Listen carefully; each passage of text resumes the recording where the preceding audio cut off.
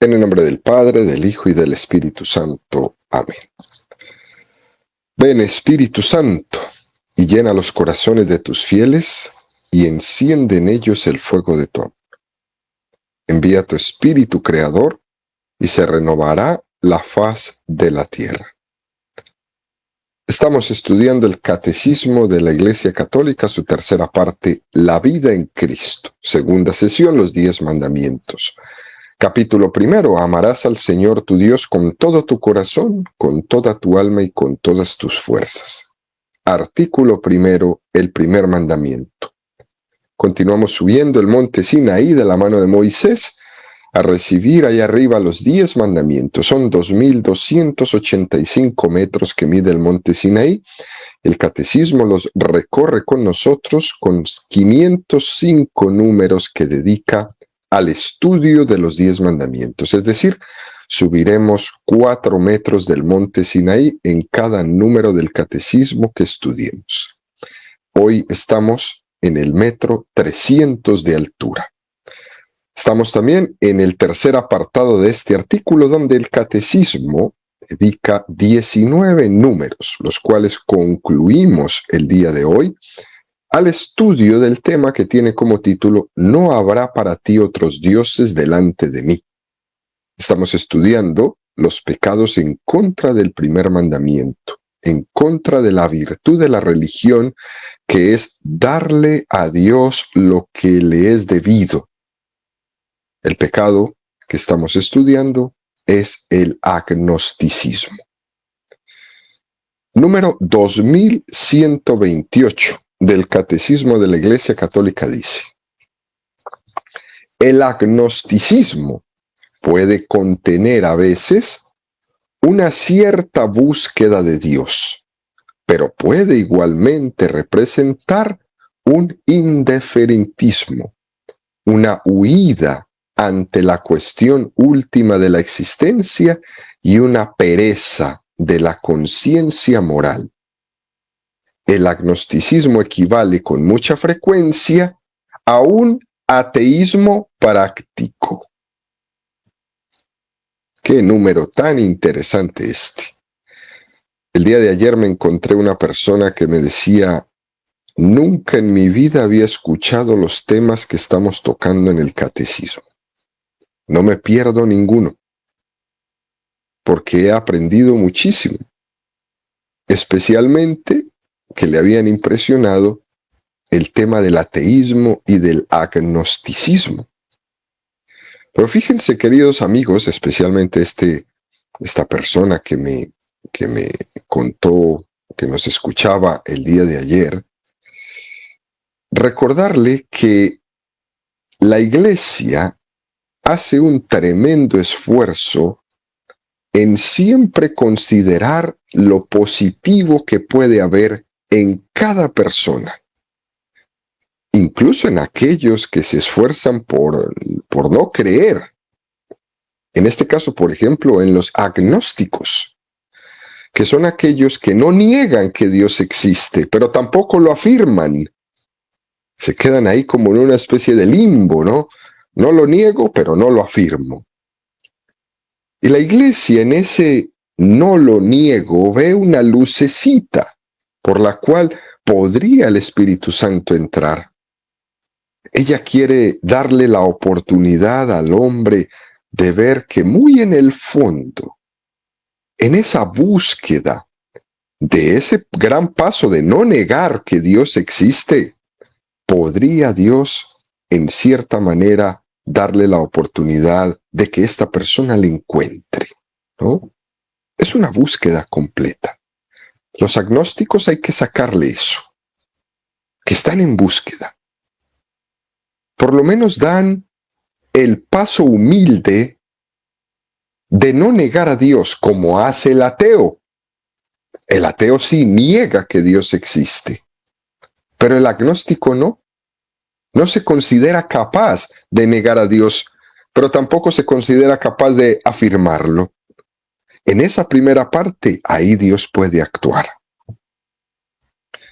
Por eso, bajo este punto de vista, queridos amigos, cabe decir que existe una cierta apertura en la postura del agnóstico, en algunos de ellos, que entienden que es demasiado soberbio negar a Dios.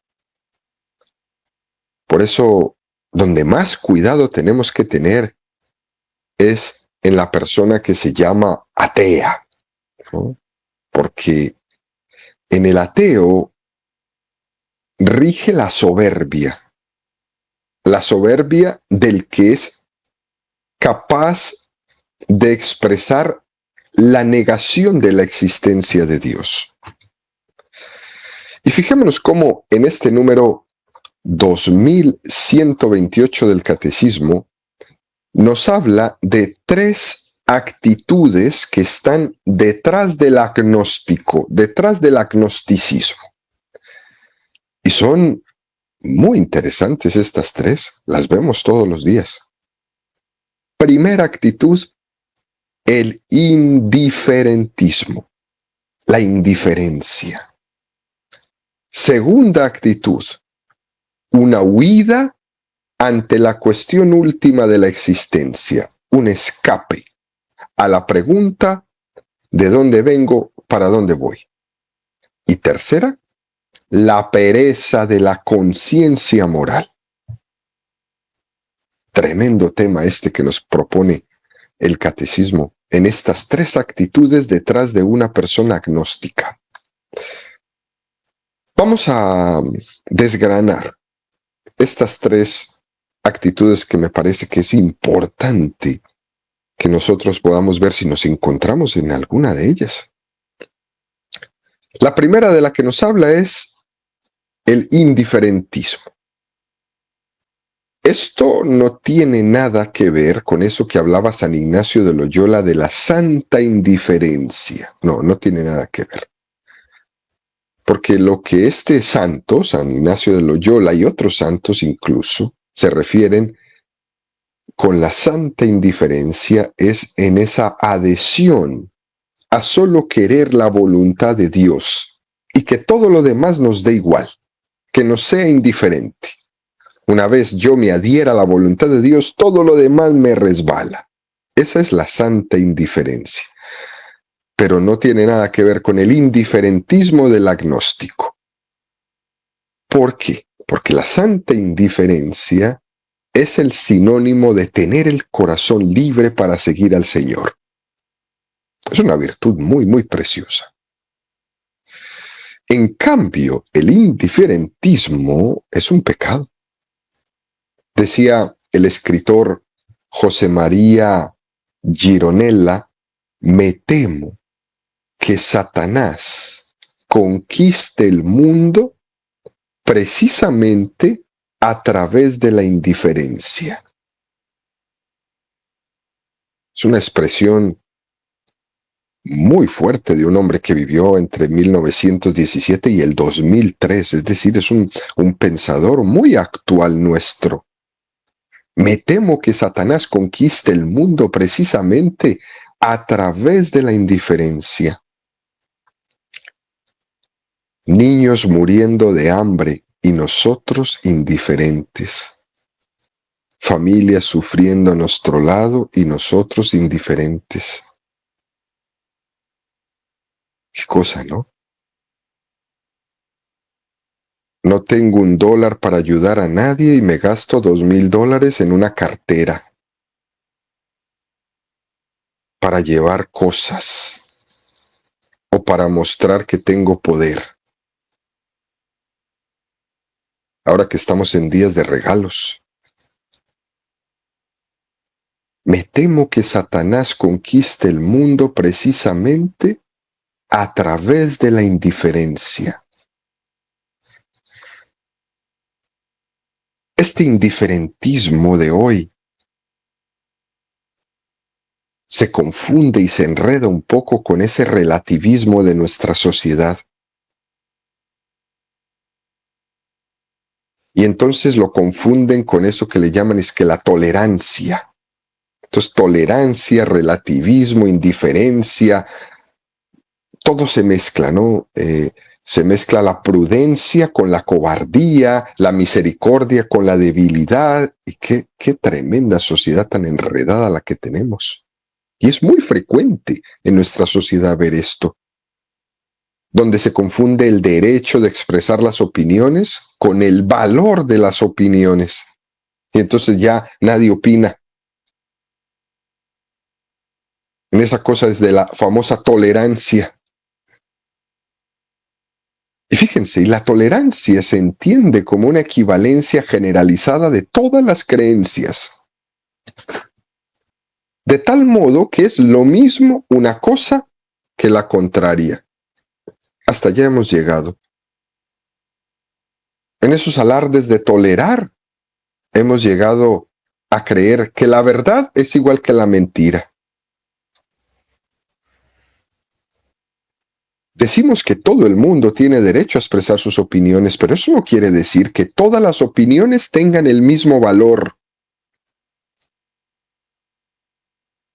En la tolerancia no es lo mismo la verdad que el error. Y si alguien está en el error, en arde de la tolerancia, no se le puede dejar vivir en el error. Este es uno de los males que está transformando este agnosticismo en un indiferentismo. Llegamos hasta el punto que a nadie nos importa nada. Y eso es necesario desenmascararlo en nuestra vida. Porque aunque se presenta con el nombre de tolerancia, algo típico de nuestra cultura de hoy, luego se convierte en lo más intolerante de todo. Fíjense que los que pregonan la tolerancia de todo son los más intolerantes. Hemos llegado a tolerar tantas cosas que por eso hoy las relaciones no duran un minuto, porque no se toleran nada. A la primera rompen. El Papa Benedicto XVI previno al mundo de esto. Él llamó la atención sobre una dictadura del relativismo. Y decía el Papa Benedicto XVI en su homilía el día que empezaba el cónclave, después de que había muerto Juan Pablo II en el cónclave donde lo eligieron papa, él decía en la homilía esto: Dios nos libre de la intolerancia de los apóstoles de la intolerancia, decía. Los fanatismos que más hemos de temer son aquellos que pueden confundirse con la tolerancia.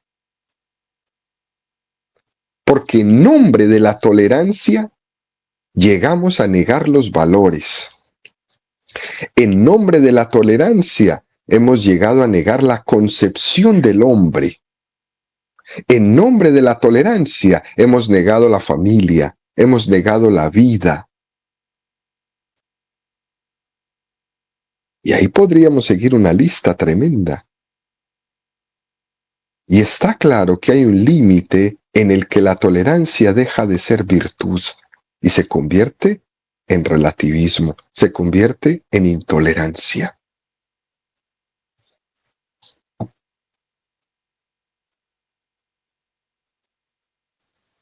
Andrés Ollero era un extraordinario catedrático de la Facultad de Derecho de la Universidad Juan Carlos I en Madrid. Y él decía esto, ¿no?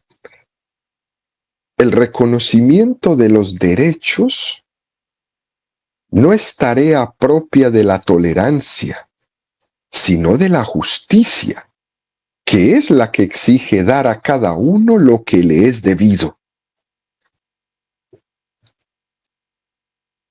Oiga bien esto, qué profundo es. No es la tolerancia lo que da a cada uno, es la justicia. Y nosotros hemos quitado la justicia y hemos puesto la tolerancia para tolerar todo. Y eso se ha convertido en un problema. La tolerancia es fruto de la generosidad en la medida en que anima a dar a otro más de lo que en justicia se le debe dar. Ese es el sentido en el que se debe entender la tolerancia. Por tanto, queridos amigos, determinadas conductas en aras de la tolerancia pueden ser eximidas de una sanción penal. Sin embargo, ello nos implica que la tolerancia se tenga que llegar a convertir en un derecho. Porque sería tomar excusa de la tolerancia para ser injustos y dar derechos a lo que no tiene razón de ser.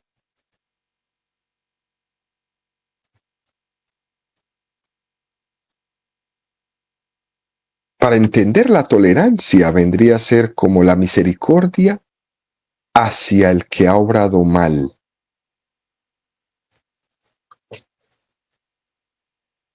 La tolerancia siempre es hacia el mal. La tolerancia nunca es hacia el bien.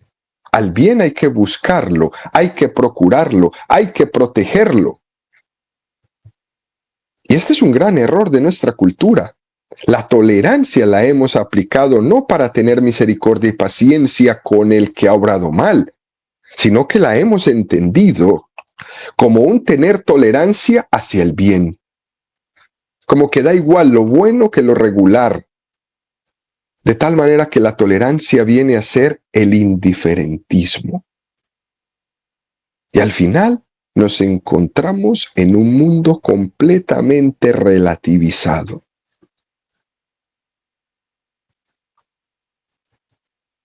Hay que tener mucho cuidado con esto, queridos amigos.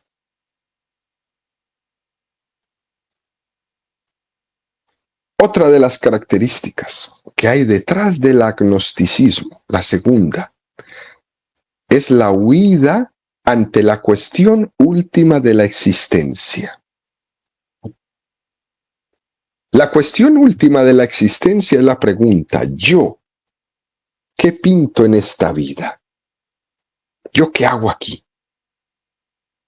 ¿De dónde vengo? ¿A dónde voy? Son las preguntas existenciales, las preguntas básicas que se han hecho todos los hombres de todas las culturas. Pero otra cosa es la respuesta que cada cultura da a esas preguntas. Es normal hacerse estas preguntas. Es más, lo que sería una enfermedad es no hacérselas. Que alguien viva esta vida y no se haga las preguntas existenciales de quién es, qué hace aquí, de dónde viene y para dónde va, que no se las hagas, es algo muy peligroso. Porque uno se puede encontrar en que lo que está viviendo es de espaldas a la realidad, no tiene idea ni siquiera dónde está parado. Y saben que nos encontramos muchas personas muy buenas que no tienen ni idea dónde están parados. Y saben qué es lo más tremendo, queridos amigos, que parece que este mundo está configurado así. Y entonces al hombre, para que no se haga estas preguntas, le ponen la estrategia que tanto hemos hablado: consume y calla. No te hagas preguntas, no pienses, tú solo consume. Compra, llénate de cosas.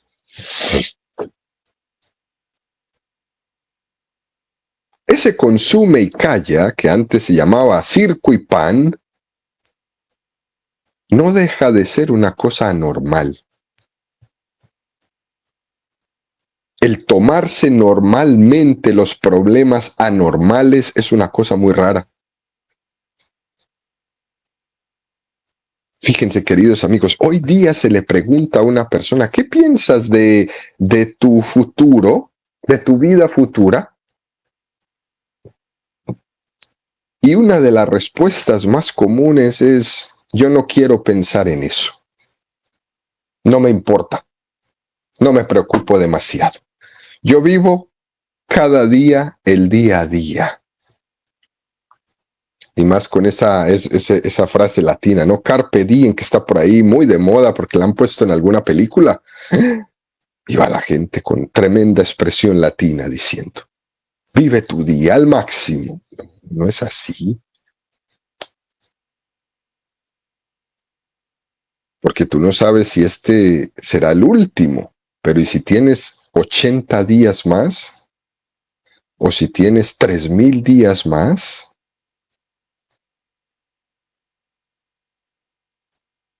¿Cómo no vas a pensar en los otros 2999 días? Pero lo que es más increíble es que estas mismas personas que nos dicen que no quieren pensar en mañana, que no les importa el más allá, quizás la vida futura, quizás la vida eterna, lo que es más increíble es que esas mismas personas ponen alma, vida y corazón a un partido de fútbol, al último vestido de la moda, a los últimos zapatos, a la última cartera que sacó tal casa de moda, en la serie de la televisión que tiene 50 capítulos y me senté y me vi 3 y ya no me aguanto que llegue la noche para verme otros 7 y trasnocharme hasta que la termine. Alma, vida y corazón, trasnocho, esfuerzo, lo que sea. O en mantenerse todo el tiempo detrás de la vida de sus artistas, ¿no? ¿Qué hacen? ¿Con quién se meten? ¿Con quién se casaron? ¿De quién se divorciaron? ¿Con quién salieron? Se las saben todas. A mí me sorprende que hay veces uno le pregunta a un padre de familia el día de nacimiento de su hijo y no lo saben, pero saben el día de nacimiento del futbolista. Y se saben el nombre y el apellido, incluso con pronunciación correcta, en nombres en inglés, en alemán, no sé, en croata. Y no saben el año de que nació su hijo. Se saben los calendarios de las ligas y de las liguillas de fútbol, del fútbol europeo, del fútbol inglés, del fútbol mexicano. Y no saben cuándo sus hijos salen de vacaciones de la escuela.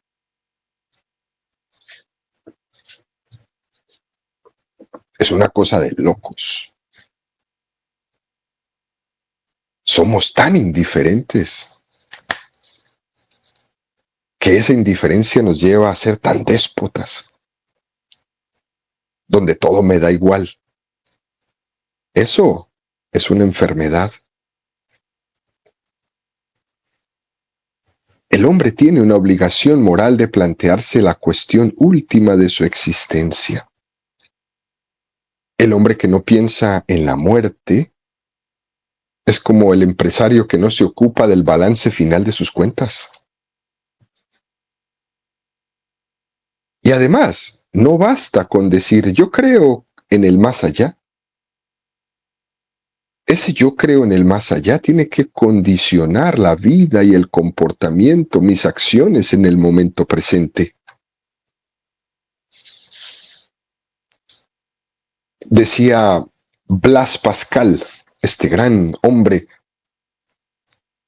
expresaba que solo hay 2 clases de personas coherentes: los que gozan de Dios porque creen en Él y los que sufren porque no le poseen. Decía, lo que no es coherente es decir, yo creo, pero vivo ajeno a todo lo que digo que creo. Es muy interesante y de hecho hay una teoría que se llama apuesta de Pascal. Pascal, que era ese filósofo que buscaba la verdad, que no se conformaba con una intrascendencia, en una de las discusiones que tuvo, hizo una afirmación sobre la creencia en Dios basada en probabilidades.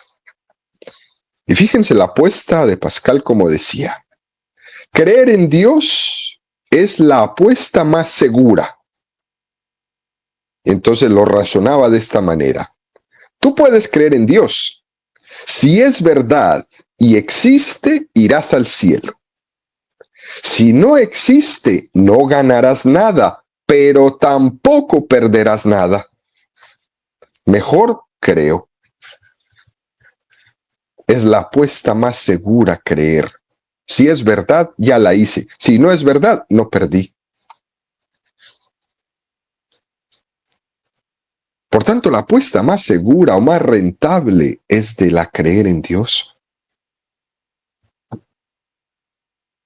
Por eso el ateo le apuesta a lo peor.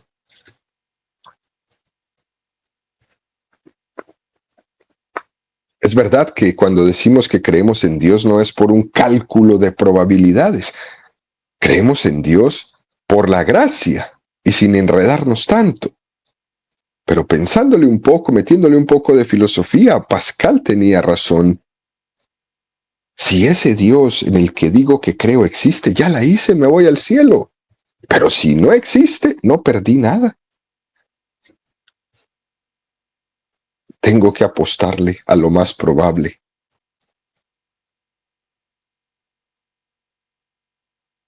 Lo que viene a decir el catecismo en esta segunda característica que hay detrás del agnosticismo es que hay un no tomarse en serio la cuestión última de la existencia.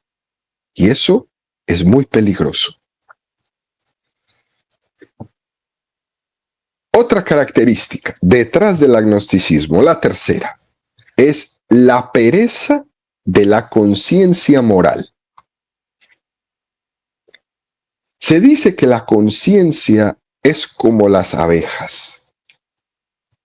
Si se le trata bien, te da miel. Si se le trata mal, te clava el aguijón.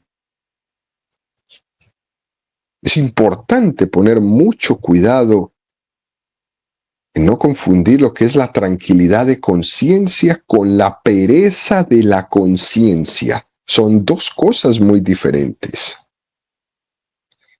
Es algo que les decía siempre San Juan Pablo II a los jóvenes. En todas las jornadas mundiales de los jóvenes, jóvenes, no asfixien su conciencia, no anestesien su conciencia. Porque con frecuencia nosotros tendemos a asfixiar, a anestesiar la conciencia para que no nos remuerda. Y para eso nos inventan todo tipo de ideologías, todo tipo de relativismos, para anestesiar la conciencia, para que los hombres no piensen que lo que están obrando lo están obrando mal. Métale ideologías, y más, véndaselas todas, para que no tengan conciencia. Y aquí, queridos amigos, es necesario que nosotros los cristianos católicos seamos muy humildes, para dejar que la conciencia nos llame la atención.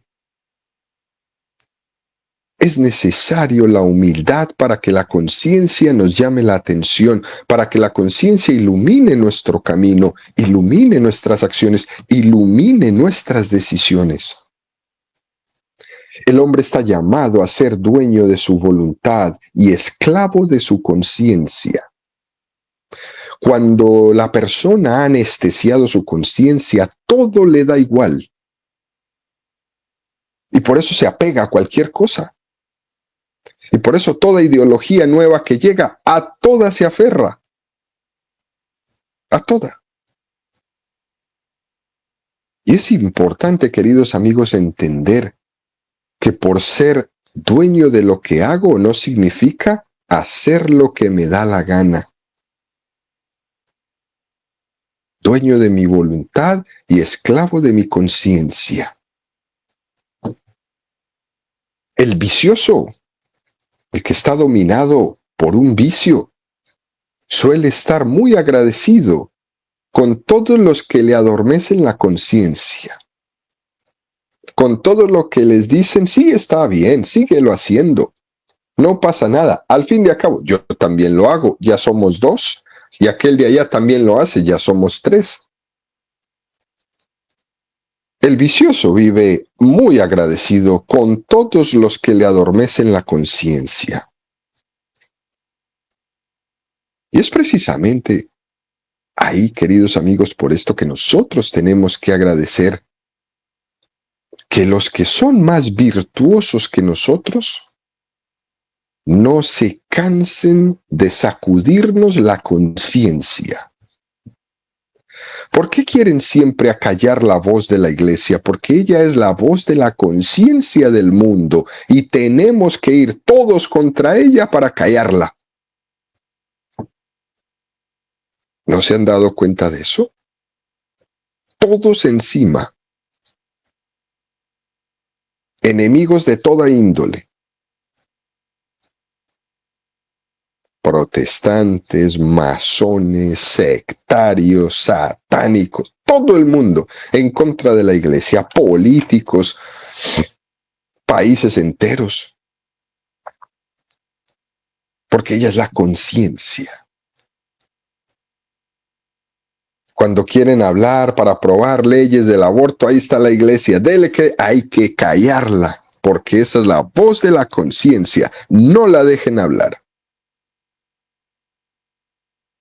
La defensa de los niños, calle la conciencia.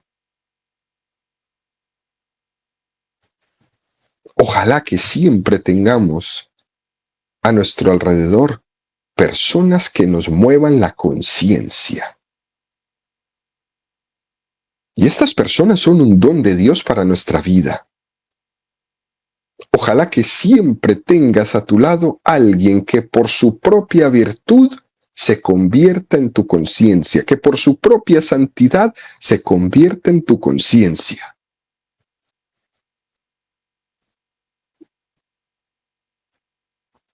El cardenal John Henry Newman, que hemos mencionado tantas veces en este catecismo, ese cardenal que se convirtió de la iglesia anglicana al cristianismo católico, decía él que la conciencia tiene unos derechos porque tiene unos deberes.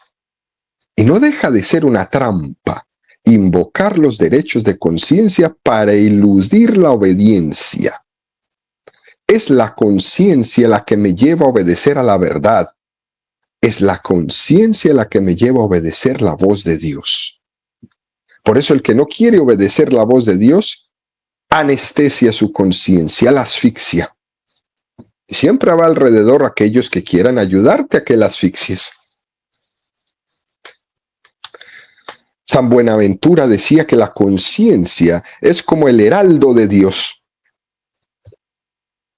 que lo que dice no lo manda por sí misma, sino que lo manda venido de Dios. Por eso es que la conciencia tiene la fuerza de obligar. Y como me obliga, entonces hay que luchar para acallarla. Qué tan interesante. Por eso el catecismo llama a esta tercera característica del agnosticismo pereza de la conciencia moral. Y se cae ahí por uno no formarse bien. Se empieza de a poquito y al final termina uno sin conciencia. Cuando a una persona le da igual abortar que no abortar, pereza de la conciencia moral, está totalmente adormecida, anestesiada. Y tantas veces escucha uno esta pereza de la conciencia moral dar consejos que le dicen, pues si tú quieres, hazlo. Eres la dueña de tu cuerpo, hazlo, ve y mata a tu bebé. ¿Cuántas veces habré yo escuchado mamás decir esto a sus hijas? Si tú quieres, hazlo. Si eso es lo que tu corazón te dice, hazlo. Tú eres la dueña. Cuando uno tiene una perplejidad de conciencia y no la tiene claro, uno puede pecar de pereza por no poner todos los medios para salir de esa perplejidad, de ese estado de duda.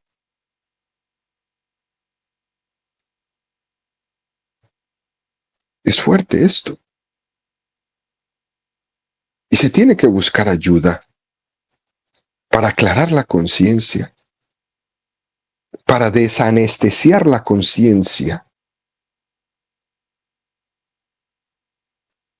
Alguna vez, escuchando el testimonio de un sicario que había matado mucha gente, él me contaba que la única vez que le dolió matar a alguien fue el primero que mató.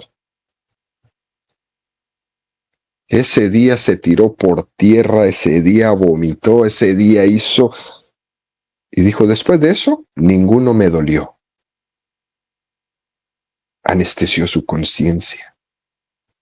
Ya le daba igual matar 5, 10, 15. Da igual. Cuando la conciencia está anestesiada, da igual el bien o el mal.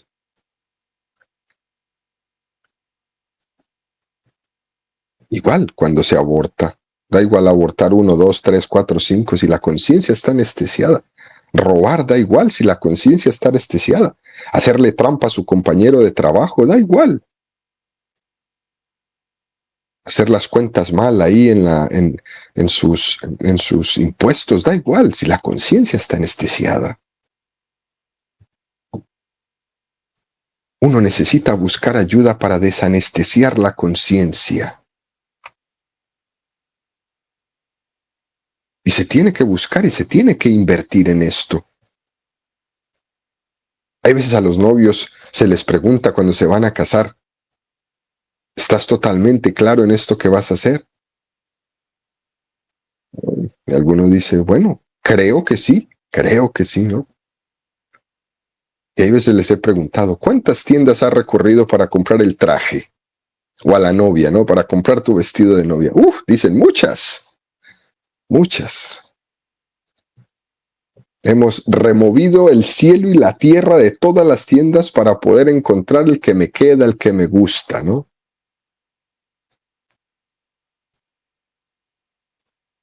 Y para formarte,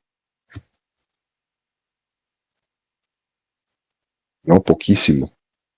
A duras penas pudimos sacar el ratito para ir al curso prematrimonial. Casi que no vamos, dicen algunos, ¿no? Porque no teníamos tiempo.